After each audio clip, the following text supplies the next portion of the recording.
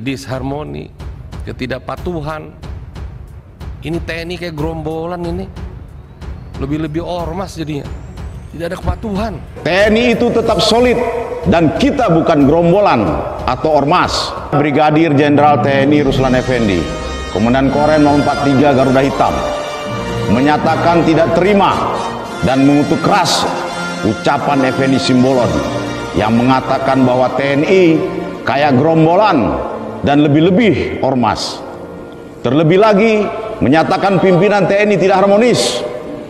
Kau mau mengadu domba internal TNI atau mau menyeret kami ke arah tanah politik?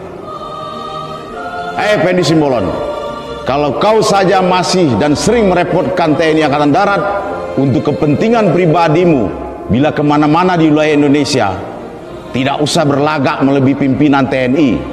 Ingat itu Effendi Simbolon.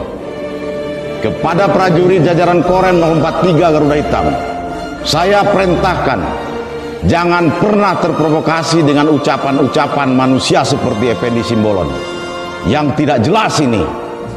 Ingat, TNI itu tetap solid dan kita bukan gerombolan atau ormas. Kita prajurit TNI yang berjiwa sabta marga, sumpah prajurit, dan 8 wajib TNI. Kita akan selalu dukung program-program unggulan Kepala Staf Angkatan Darat untuk kemajuan bangsa dan negara yang kita cintai ini. Dan kepada masyarakat Lampung khususnya, saya juga menyampaikan, jangan pernah ragu akan keutuhan dan solidnya TNI di wilayah ini. Tetap terjaga sampai kapanpun. NKRI harga mati.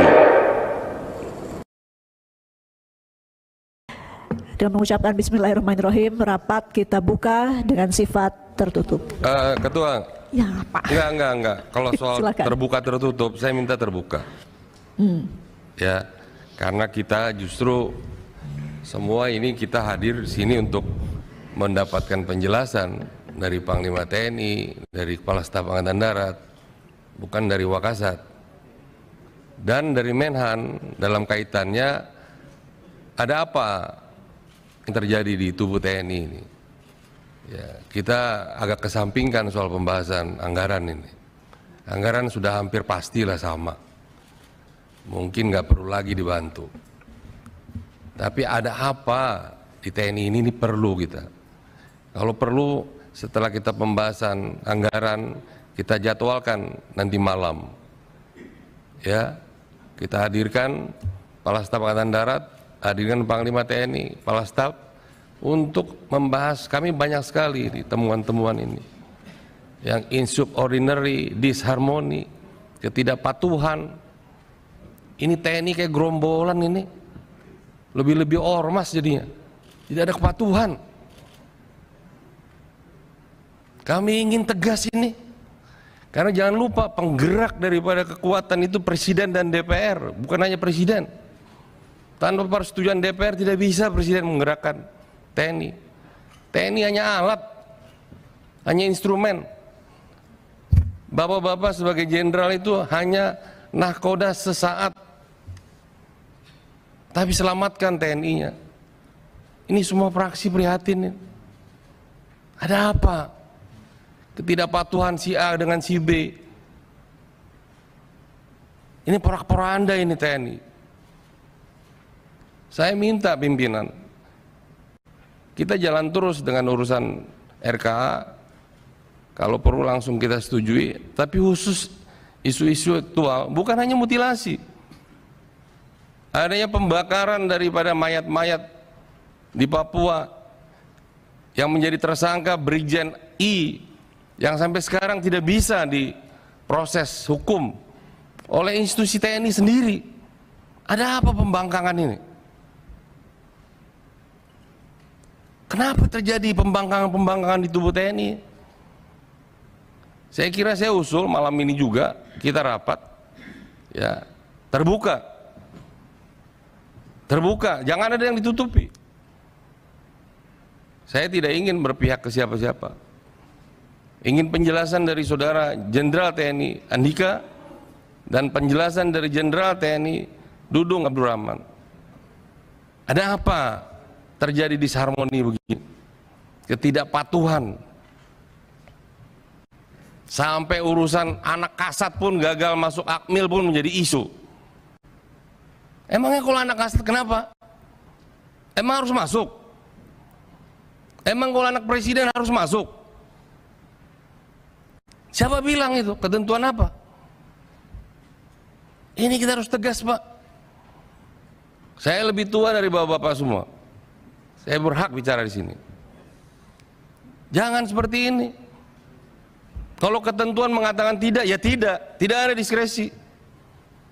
Apa diskresi begitu? Oh, anak ke saya. Kenapa urusannya emang kalau anakmu? Saya tahun 82 juga gagal masuk akmil karena umur saya tidak cukup 18 tahun. Saya 1 Desember baru berumur 18 tahun. Tapi 1 Agustus itu harus berumur 18, saya tidak bisa masuk. Wah, sekarang udah kolonel Bapak mungkin. Ya, ini nggak bercanda Pak TB, tenang dulu Anda. Ya, ini serius.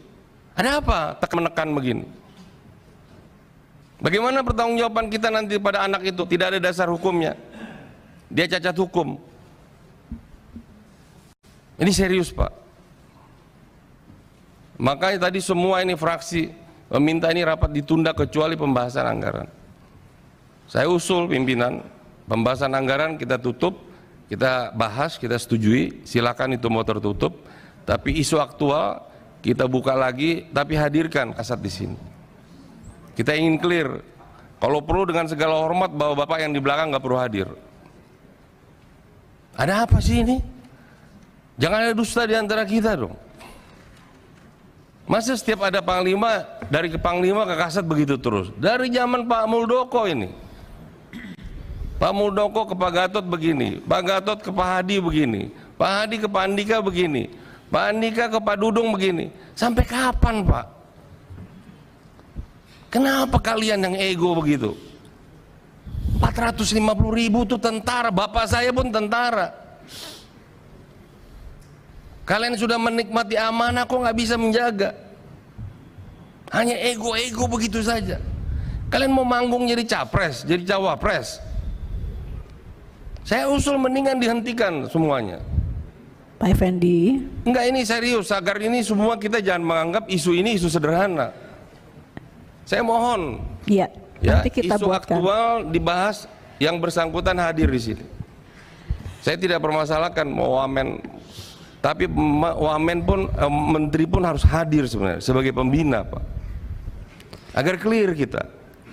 Saya tidak ingin menyalahkan siapa-siapa. Saya ingin mendapatkan penjelasan dari bapak-bapak yang dapat amanah, dapat kepercayaan dari presiden, dari kami, ya, seperti apa yang terjadi di tubuh TNI. Terima kasih. Baik, Ketua. terima kasih Pak Effendi. Jadi senada dengan tadi kita akan buatkan rapat khusus untuk isu-isu aktual karena hari ini Kasat tidak hadir. Sayang sih Pak Wakasat, tadinya bisa bareng-bareng tapi kita terpaksa meluangkan waktu lagi di tengah kesibukan agenda Komisi 1. Tapi tidak apa-apa karena isu ini amat penting.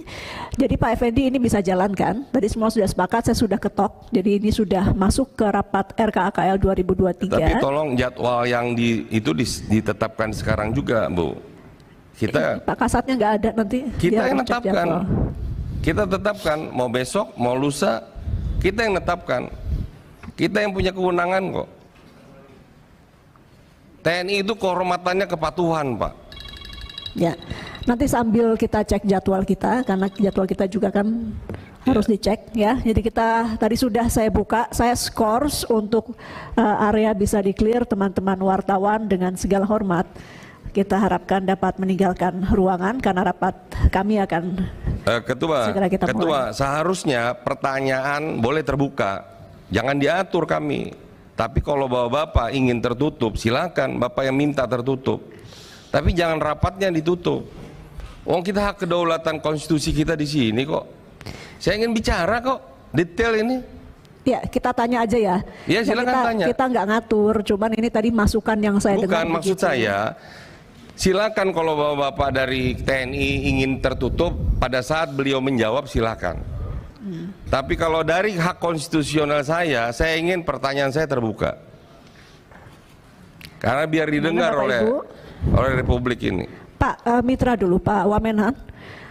Presentasi penjelasan RKKL bisa dibuka? Ini malah berbeda, pertanyaan ditutup, RKKL terbuka. Pemaparannya bisa terbuka. Oke, berarti saya ketok ulang, Pak.